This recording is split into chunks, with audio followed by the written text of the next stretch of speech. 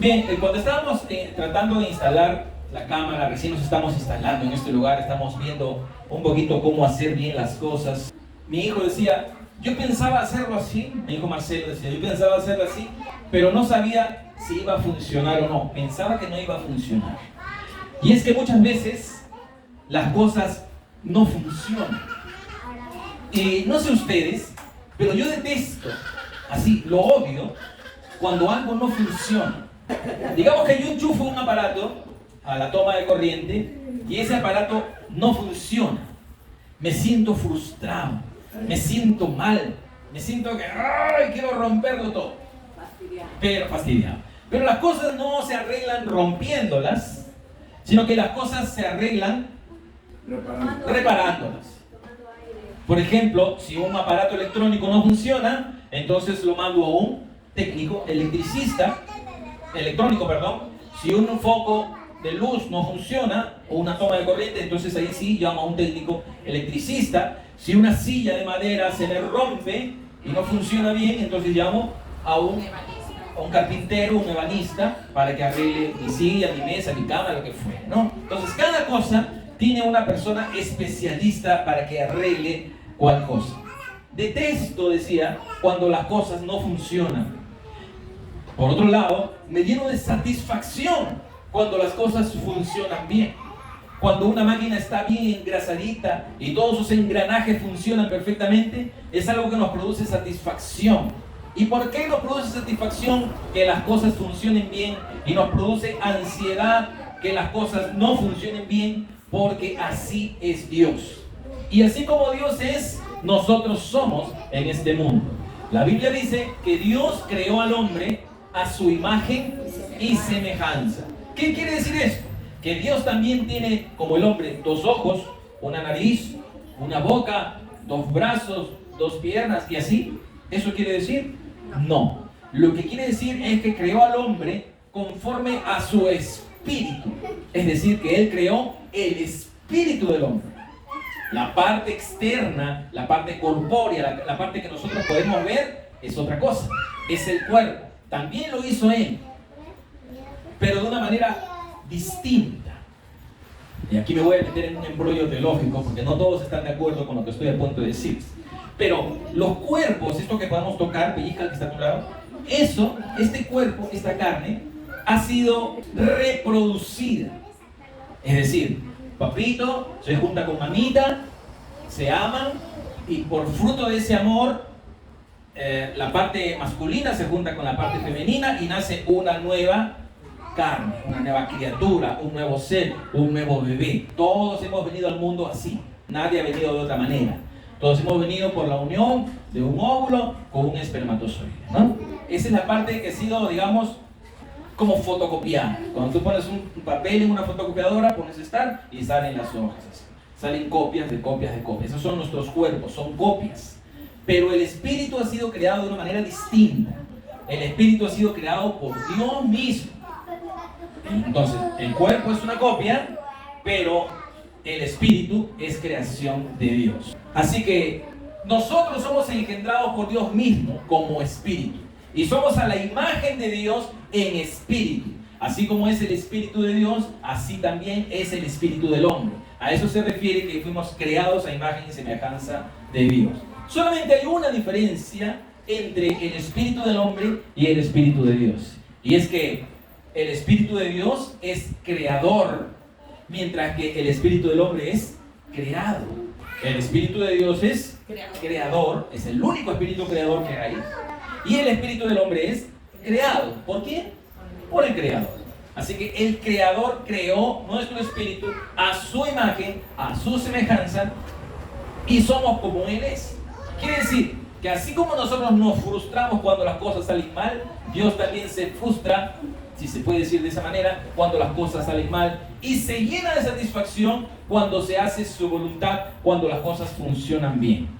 En este año que empieza, ¿cuántos quisieran que en su vida todo funcione bien?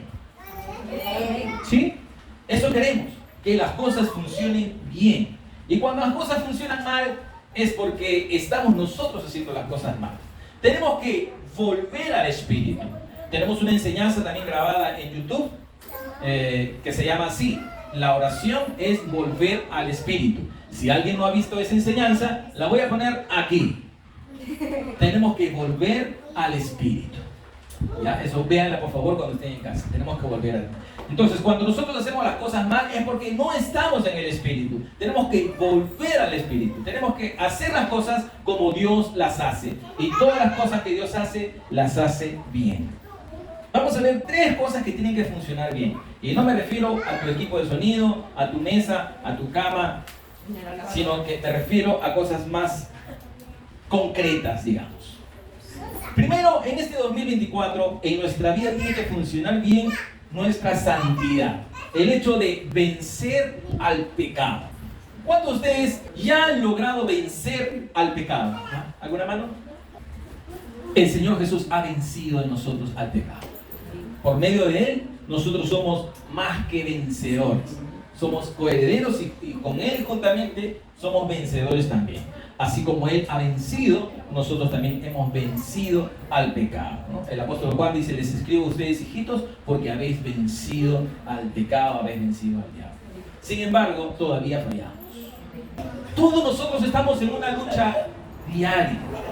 Y todos nosotros, casi todos, fallamos. Fallamos de miradas, fallamos de pensamientos, fallamos hasta por omisión. Es decir, porque al que sabe hacer lo bueno y no lo hace, le es pecado. Si yo paso por el camino de alguien y al cruzarme por el camino de ese alguien no le expongo el plan de salvación, ya estoy pecando, ¿no? Porque es una omisión. Yo sé predicar el evangelio, yo sé cómo decirle a él las buenas noticias, y si no lo hago, estoy cometiendo un pecado de omisión. Todos nosotros fallamos, todos nosotros erramos, todos cometemos errores, pero tenemos que ir camino a no seguir fallando, a no seguir pecando. Dice la Biblia en el libro de Apocalipsis: el que es santo, santifíquese todavía, y el que es injusto, sea injusto todavía. Entonces entender que aquel que es santo tiene que ser aún más santo, y aquel que es injusto ya pues piérdete totalmente, sé más injusto. Pero nosotros somos llamados a la santidad, nosotros somos llamados a la victoria, no al distrito, sino al hecho de vencer, al hecho de ser más que vencedores. Dios nos ha llamado a eso. Entonces, para vencer el pecado, tienen que haber medios para ellos. Tenemos que mortificar nuestra carne, tenemos que negarnos a nosotros mismos y tenemos que huir de las tentaciones. Imagínate que tú vas al circuito mágico del agua y no quieres mojarte. Entonces, de todas maneras, te vas a mojar, porque es un circuito donde las aguas son saltarinas, saltan de aquí para allá, y quieres o no, te vas a mojar. Entonces, ¿qué tengo que hacer si no quiero mojarme? No ir. Mejor me voy a otro sitio, pues. Me voy al cine o me voy al centro. Entonces, si no te quieres mojar, no vayas al circuito mágico del agua. Si no quieres pecar, deja de transitar los lugares que tú sabes que son una tentación para ti. No vayas. Así de simple. No lo hagas. Si es una tentación para ti, no vayas a ese lugar. Digamos que tu debilidad es que tienes un carácter demasiado débil. Tienes un carácter explosivo.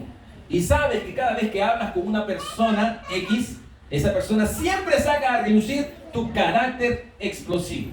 ¿Qué tienes que hacer para que tu carácter no explote? No hables con esa persona. Si tu debilidad es el licor, digamos, yo sé que ustedes no, pero hay personas que nos ven por YouTube y tienen debilidad de licor. Si tu debilidad es el licor, entonces no frecuentes a tus amigos que toman licor.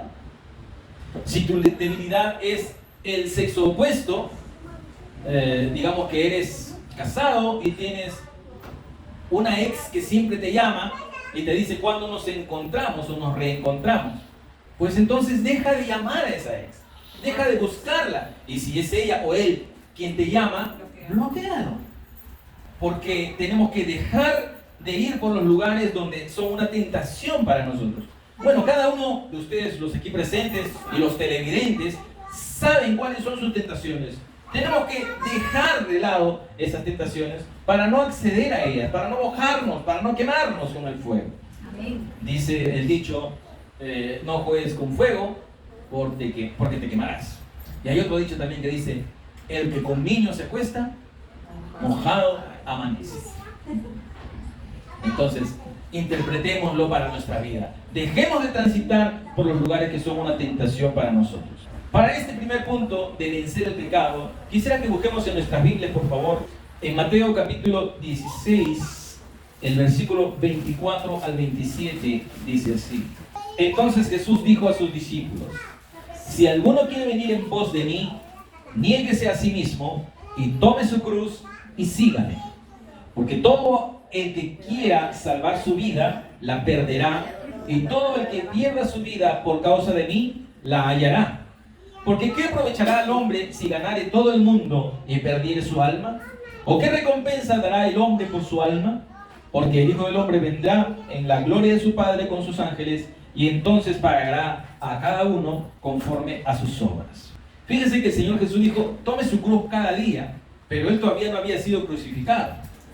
Sin embargo, Él está usando un ejemplo que la mayoría de personas conocía, la gente sabía, porque la crucifixión era un castigo común en aquel tiempo. La crucifixión era el castigo más atroz de este, era la pena de muerte, y Él utiliza ese ejemplo diciendo: si tú quieres seguir o venir en pos de mí, toma tu cruz cada día y sígueme. ¿Sí me están siguiendo? Amén. Pero hay que seguir al Señor Jesús con la cruz, con el sufrimiento. Eso tenemos que hacer entonces si queremos vencer al pecado. Tenemos que usar los medios para vencerlo. Negarnos a nosotros mismos, tomar nuestra cruz y huir de las tentaciones diarias, de las tentaciones cotidianas. En segundo lugar, si queremos que nuestra familia funcione, ¿cuántos quieren que su familia funcione bien? Amén. ¿O queremos una familia disfuncional? Hoy en día es muy común ver a familias disfuncionales, donde los hijos se rebelan de los padres, donde los hijos hacen lo que les da la gana, ellos mismos ponen sus horarios y se van de fiesta, se van de farra. Por lo general, los hijos cuando tienen 15, 16, 17 años, ya se creen que son dueños de su vida, de su tiempo, y se van y vienen en la madrugada o vienen al día siguiente, algunos vienen borrachos, etc. Esa es una familia disfuncional. ¿Y qué si aún dijésemos que el hijo o hija ya tiene 18 años, ya tiene su DNI color azul, pasaron de amarillo a azul? Cuando alguien cumple 18 años se cree adulto y cree que puede llegar a la hora que le dé la gana. Eso es una familia disfuncional. O por ejemplo, cuando la esposa se rebela contra el esposo y se pone a su mismo nivel y lo trata como si fuera cualquier cosa, como que le grita, como que le falta el respeto, como que le dice: ya sal de acá. ¿Una esposa podría decirle a su esposo: ya sal de acá? No. Una esposa tendría que respetarlo, y también él a ella, respetarla mucho más y amarla, es lo que dice la Escritura. Entonces, cuando no sucede eso, es que estamos en medio de una familia disfuncional. ¿Qué necesito hacer para que mi familia sea funcional? Para que mi matrimonio, para que mi familia funcione. Entonces tengo que practicar lo que la Biblia dice, ¿no? El esposo debe amar a la esposa debe sujetarse al esposo.